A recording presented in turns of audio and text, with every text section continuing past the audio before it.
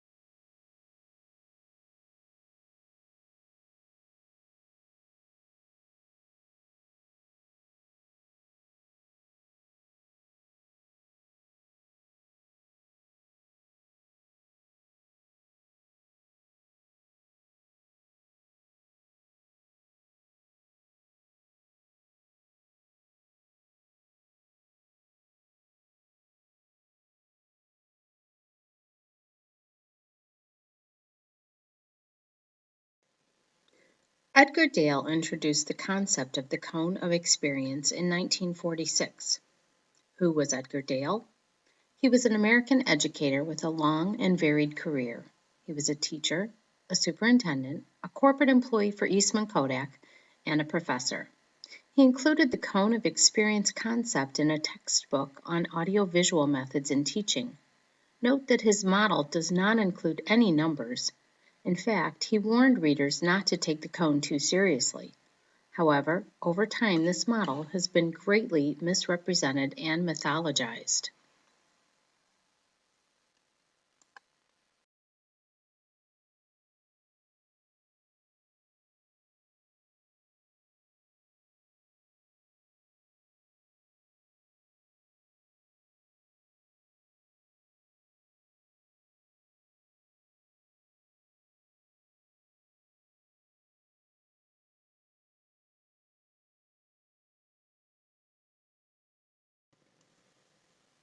This slide shows how utterly distorted his model has become.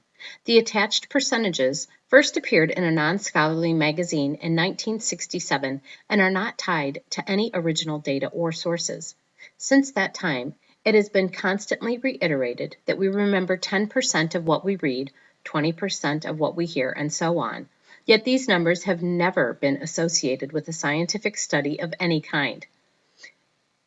In fact, when one searches cone of learning, the moniker that the original concept has morphed into, over 14,000 hits return with a version of this distorted and unsubstantiated content. Unfortunately, while these numbers have never been proven, it has become widely accepted in the field of education as truth. Lawrence, 2013, page 15.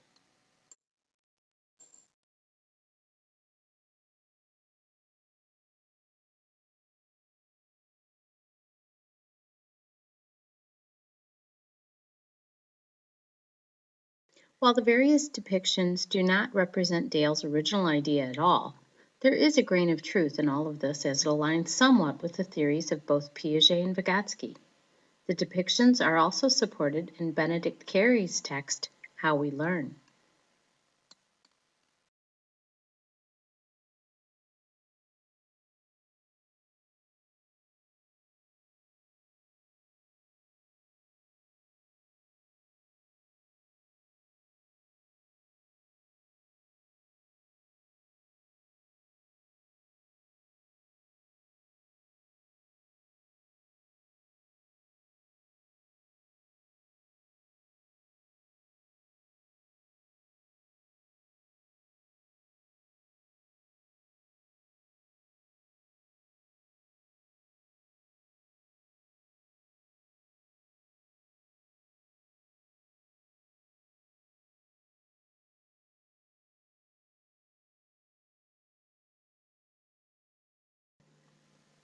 For example, Vygotsky's social development theory aligns with the project-oriented nature of learning as depicted in the bottom layer of the cone. Such cooperative learning exercises allow children to grow and develop with the help of more skillful peers or adults within the zone of proximal development.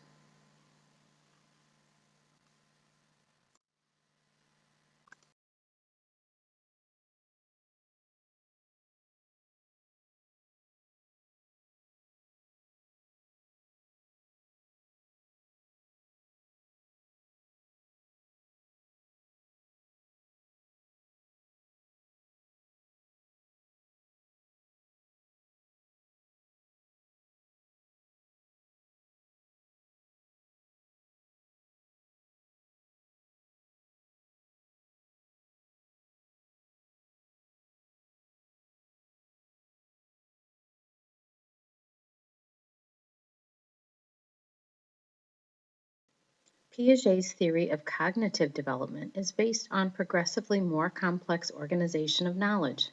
Again, the base of the cone requires more abstract and critical thought as children learn to work with each other.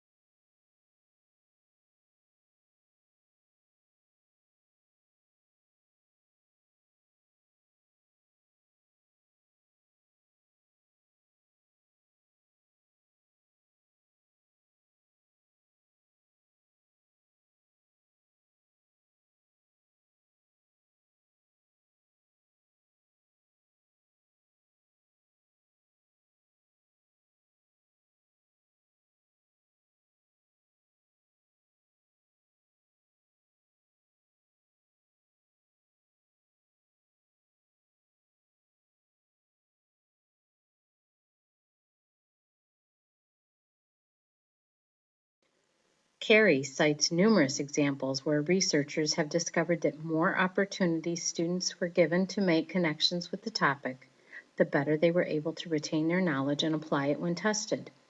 Connections were deeper and more meaningful through projects, group discussions, multiple perceptions, and analysis. These findings align with the bottom layer of the cone because the tasks are more complex.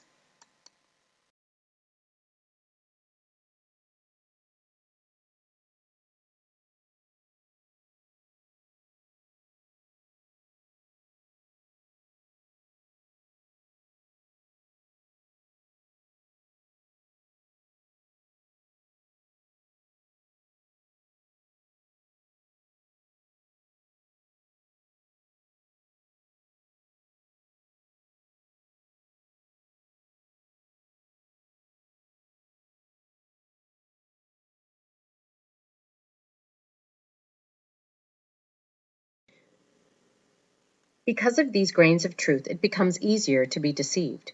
What educators must understand is that there are patently false sources floating around the learning community. This is damaging to students because we are basing our curricula on false information. Unfortunately, there are authors in education who have not done their due diligence by confirming the validity of their research sources. They go about happily and perhaps unwittingly reproducing erroneous sources of information as truth.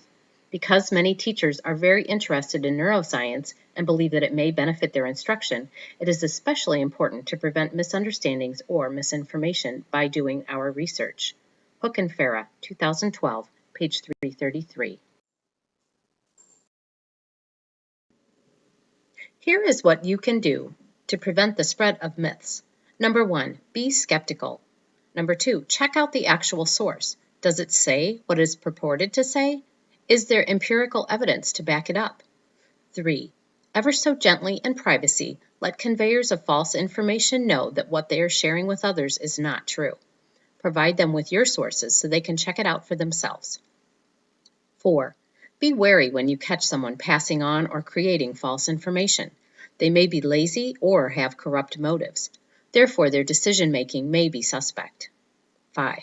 If you have the authority to do so, reprimand or sanction those who share false information, especially if it has happened more than once.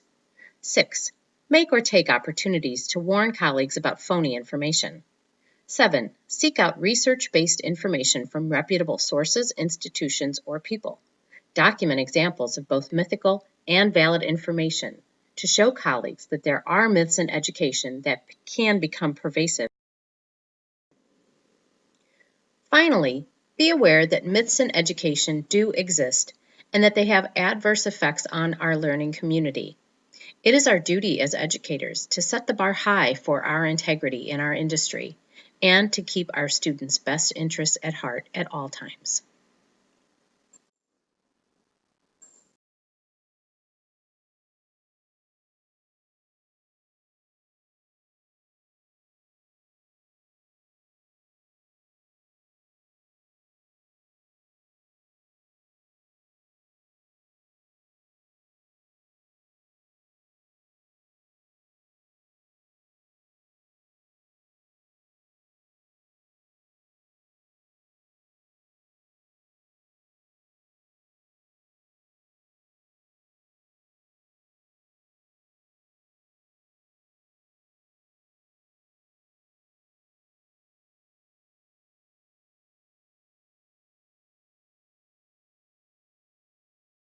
References